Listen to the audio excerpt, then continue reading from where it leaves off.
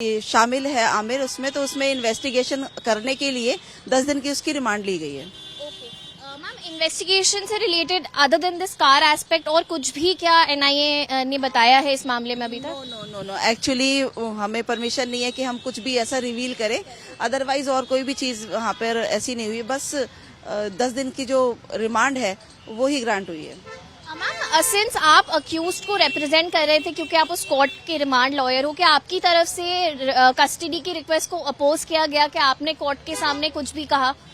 Yes, हम देखिए, मेरी ड्यूटी है कि उसको रिप्रेजेंट करना, तो मैंने उसमें बोला कि क्या ग्राउंड्स है और किस लिए। ये बहुत बड़ा ग्राउंड है कि वो रजिस्टर्ड ओनर है उस गाड़ी का जो ब्लास्ट में यूज की गई, तो इस बेसिस पर कोर्ट ने रिमांड को एग्री कर लिया और अपोजिशन मेरा काम है, तो मैंने अपनी ड्यूटी पूरी की। लास्ट सवाल, जिसको जो ये पहला अरेस्ट है इस मामले में, टेरर लिंक्स हैं जो एनआईए क्लेम कर रहा है, जो अक्यूज्ड आज कोर्ट के सामने प्रोड्यूस जब हुआ, क्या उस अक्यूज्ड ने कोर्ट के सामने कुछ भी कहा? क्या कोर्ट के सामने कोई भी स्टेटमेंट दिया, कुछ भी कहा? एक्चुअली अक्यूज ने कोर्ट के सामने कुछ नहीं कहा, बट मैंने पर्सनली अक्यूज से बात की थी। मुझे एक भी शिकन उसके चेहरे पर नजर नहीं आई। मुझे बिल्कुल भी ऐसा नहीं लगा कि कोई भी अफसोस कहीं से भी उसको है।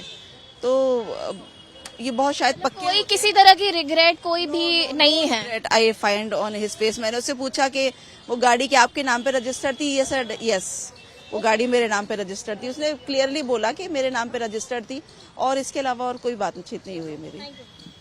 ये थी वो वकील जिन्होंने आज अक्यूज्ड आमिर जो कोर्ट के सामने प्रोड्यूस हुए थे उनको रिप्रेजेंट किया था, क्योंकि उस कोर्ट की रिमांड लॉयर है, उनका ड्यूटी है रिप्रेजेंट करना जो अक्यूज उस कोर्ट में आते हैं। इनका साफ तौर पे कहना है कि किसी भी तरह की शिकन, कोई रिग्रेट अक्यूज्ड को नहीं थी अक्यूज की तरफ से इस पूरे मामले में।